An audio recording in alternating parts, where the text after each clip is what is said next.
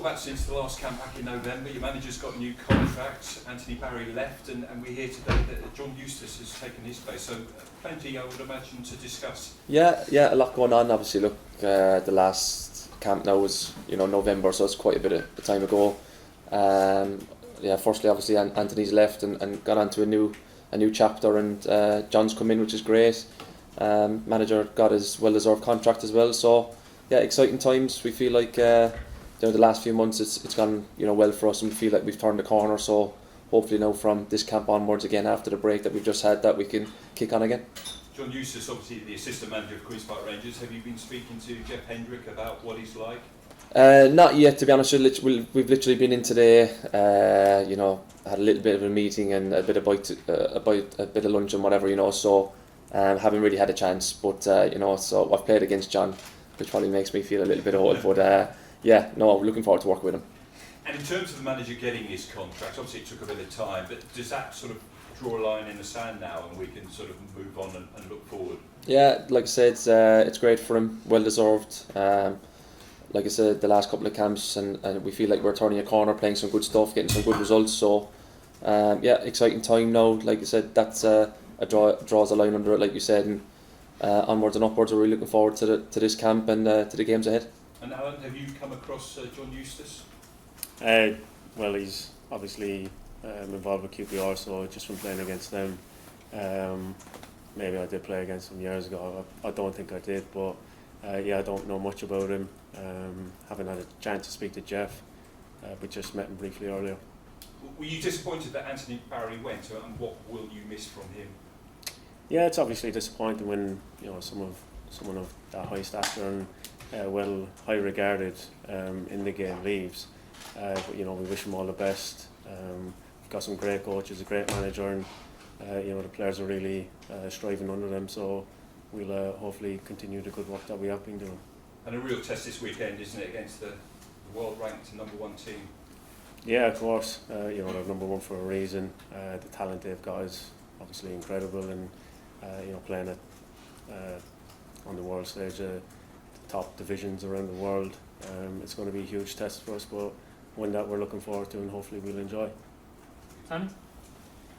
Ronnie, the support has been pretty evident for this, I suppose, this emerging team, this new Ireland, and it looks like there's going to be a huge crowd again on Saturday. How much does that mean to the players?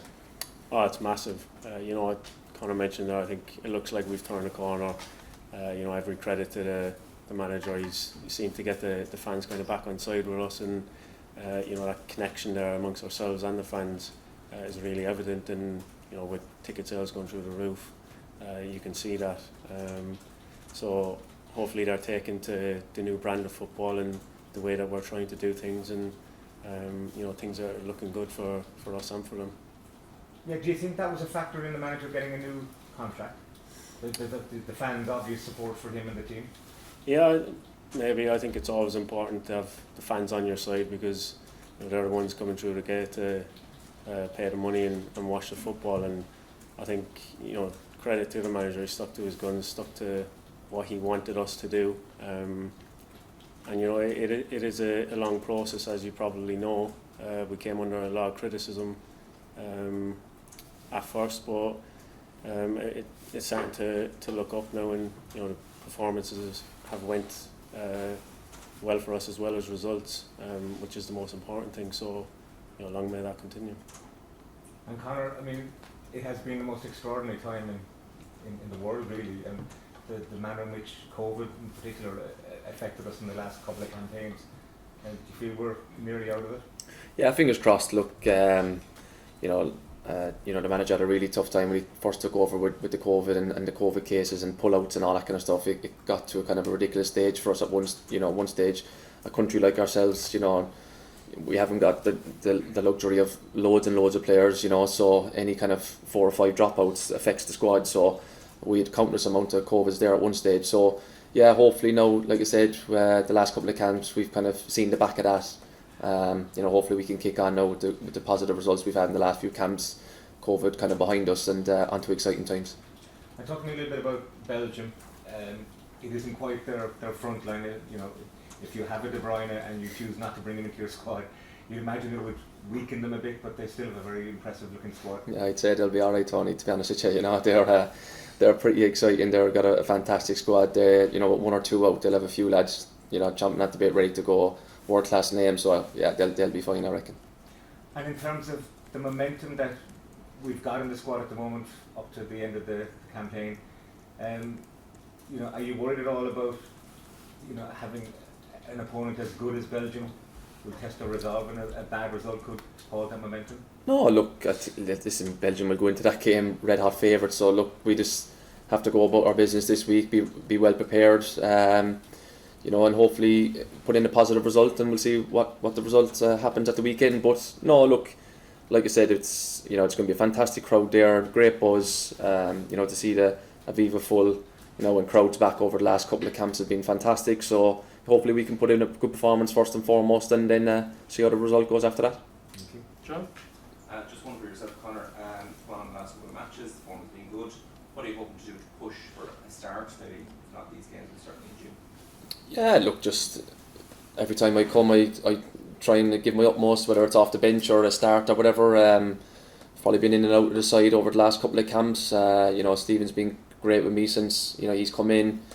You know, been in pretty much every squad he's been manager for. So look, any way, shape or form I can help, any minutes I get on the pitch, I'll be trying to impress as always. And obviously club form comes into that. You know, Sheffield United, we've been going well, I've been playing. So yeah, look, any minutes this week, hopefully I can impress and get as many caps as I can over the next couple of weeks, because that's what it's all about.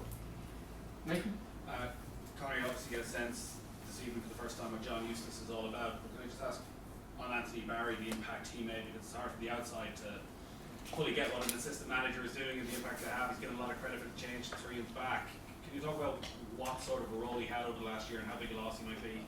Yeah, look, there's no kind of secret that, you know, Andy was fantastic. You know, when he first came in, he was a breath of fresh air. His ideas and how he coached was great. You know, he was obviously at Chelsea. You're not a bad coach if you're there at Chelsea at a top club. You know, he's obviously won a few trophies with them as well and been heavily involved. So yeah, look, you know, Anthony was very, very impressive in his time here. He's obviously gone on to Belgium, but yeah, you know, Anthony put his own stamp on the group, and it was brilliant. But we have to move on from that now, and hopefully John coming in can maybe give us a few more ideas or different ideas with Keith as well, who's great. So yeah, look, you know, thanks to Anthony for everything he's done for us. He was brilliant, but new chapter now and trying to move forward and go on to kind of bigger and better things. You've touched on the good momentum that was there the last time the squad were together. It feels as though there's a little bit of limbo or something at the moment, in that we're a year away from the start of the Euros qualifiers. It's a bit up in the air with Ukraine and the Nations League and all of that.